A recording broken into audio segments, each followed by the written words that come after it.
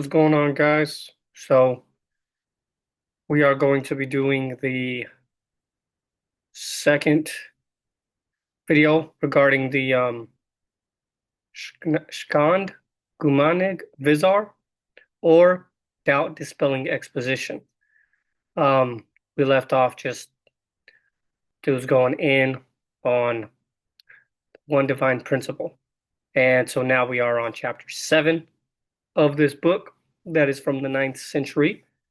Um, there was a translation from 1800s. This is a earlier a newer, more recent translation. I believe 1995, this digital edition.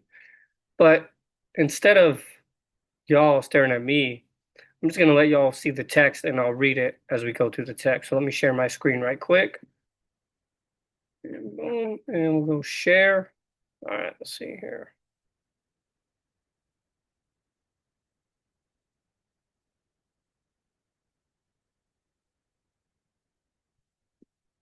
Is it working?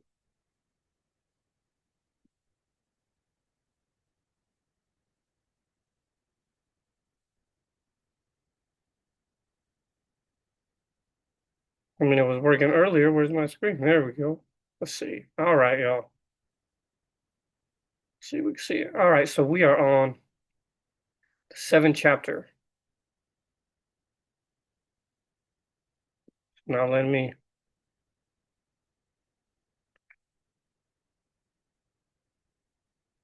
Oh, okay, resume share. There we go. So we are on the seventh chapter.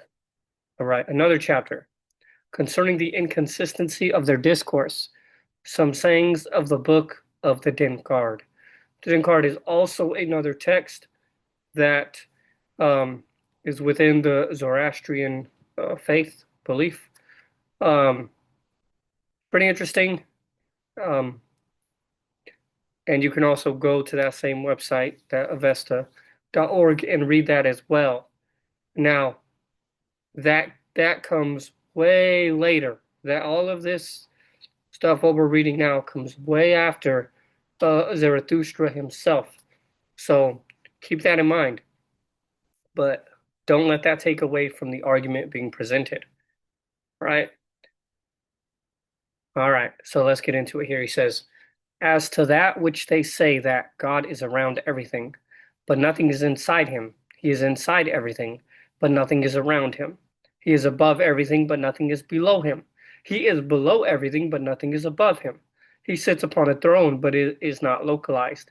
He is inside heaven, but has no whereabouts. He is nowhere and at the same time somewhere. He is in any place, and yet he has no place.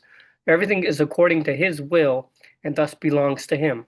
He is the principle of both evil and good. He is eternally merciless and clement. He prepares violence and is not violent. He has commanded him who is unable to perform, and him who is unable to reject divine commands. He has created hellish him who is innocent, and nevertheless he is not cruel. He is aware of the infidelity and hellishness of some men, and he wills them thus. The good that he wills, he does not do it, or he does not will it. He has created a remedy and is himself affliction. Or rather, he has created want of remedy, and not a remedy, and yet he is free from opposition. He needs to take men on trial, and yet he is omniscient. He who rejects his commands does it according to his will, and he who rejects his principle, he makes him sovereign. His commands are all executed, and yet can be found those who tread on his commands. And there is some of his will which is not fulfilled. He who rejects his will does not injure his will. He has commanded that which is not his will. The command which is not inconsistent with his will and the command which is inconsistent with his will are both righteous. His will is good and not unfair, and his will is evil that makes evil things. And nevertheless, that is awful. That is lawful. Sorry.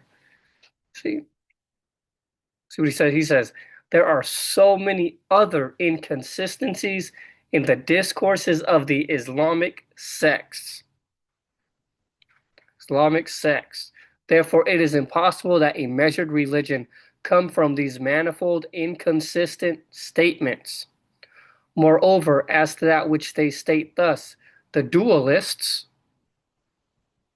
so one who considers two principles, okay, they state this. This is what they say. Uh, this is what the Islamic sects state about the dualists. Suppose the acts of God weak and feeble, and not compatible with the grandeur of God. On this subject, I shall clearly state some words thus. You should know that which one of these two has supposed divine acts, weaker and feebler. The one who states that his own creations that were created by him all have become disobedient to him and heedless of his advices, till even the smallest creatures strive against his will. Besides, they slew and crucified many prophets and apostles who were sent by him, and they abused, humiliated, and treated with disrespect some of them. Moreover, not only his own dominion was not protected by him from the wicked, created by him, but even he, that is God, has himself counteracted his own dominion, and himself disturbs irremediably his own activities, and himself smites his own creations, and himself smites by reason of his sinfulness his own sinless servants. He himself makes his own loyal friends weak, needy, sinful, and seduced on account of his anger on one sinless servant, that is Arthman. He's saying Satan is sinless because it is all based on God's will. He makes his own innumerable creatures confused and astray. For a limited sin which is out of his own action, he puts the sinless to unlimited punishment. He shuts eternally the door of forgiveness. He is not filled with pain, affliction, and calamity of his own creatures. He has perpetually in his possession the activity and management of affairs, sovereignty. Yet he is unable to persist in the commands which he gives in the beginning, middle, or end. And this is a shorter chapter. We'll keep going here, but it's going to be shorter just so you guys are aware here. So, or the one who states thus, he is the deity, literally worthy of worship, who is eternally Lord, omniscient, means knows all, and omnipotent, meaning all powerful, whose dominion, knowledge, and power are perpetual and of unlimited time, and benefit comes out of his goodness. His activities are with a motive, and his commands are advantageous. He is clement and compassionate as regards his servants, and bestows more rewards on the servant who succeeds in dispute, and forgives the sinful who on account of his own sinfulness becomes captive in the hands of the enemy, through absolution and cleansing from crime and filth.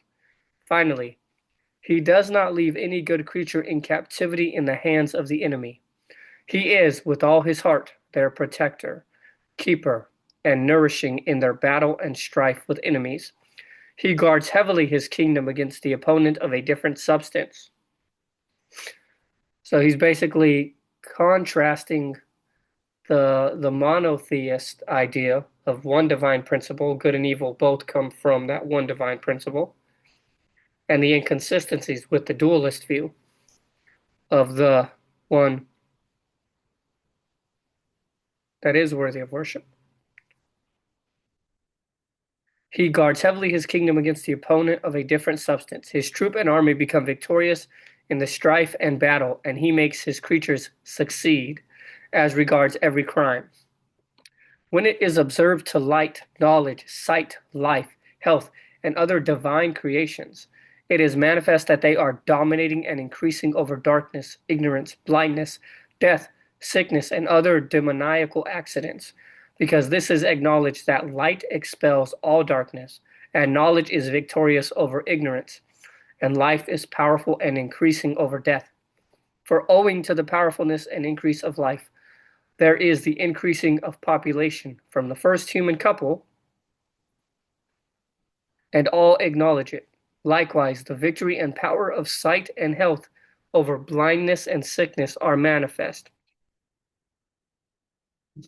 It is also convenient to observe this, that what does the demon or the druge, that is the adversary of Yazata, which are the Yazads, like angels, want? Against what does the army of God strive? This is what the adversary wants.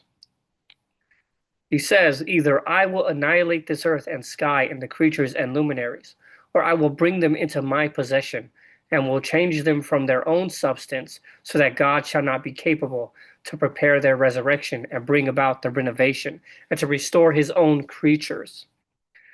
The army of God strive for this purpose, that the adversary shall not be according to his desire and will. Moreover, the armies of God have been, since the primal creation, triumphant in strife and successful. From this, right, to compare and contrast, it is manifest that God has destined this earth and sky, and it would be possible for him to annihilate all creatures and creations, but he is unable of annihilating even one of the smallest creatures of God. Because if by reason of death the body be separated from the breathing soul, it is not the annihilation and change of substance from its essence, but rather is the change of accidents and the movement from place to place, from act to act. Moreover, each one of the substances of one's body and breathing soul will be again in its own substance for other functions, as is revealed. These creatures and creations will subsist increasingly and perpetually active and advantageously until the requisite time, as is revealed. As far as here concerning this chapter, it seems to me complete. In the 8th chapter, next video we'll get into concerning the inconsistency and false discourses of the first scripture, which they call Vardiyata, and about which all of them are of the same opinion, that God wrote it by his own hand and gave it to Moses. Since it comprises many errors from every evil, I shall here reveal for your information a few of many it contains. Well, guys, I appreciate that. Appreciate you guys coming in, watching my video. I just want to put this stuff out there so people are aware of it. Like I said, a lot of people in the Western world, by definition, are monotheistic. Even Trinitarians are monotheistic. You got your Unitarians, you got Muslims, the Judaism, and so to hear a different take on it, to see where, if you do hold to this view, what are the inconsistencies of that view? I find that stuff all fascinating, and yeah, I just want to put it out there. I'm still dumbfounded that this is from the 9th century, and just hopefully you guys find something worthwhile out of this, to help you think, to help you process this information. And till next time, guys, appreciate it.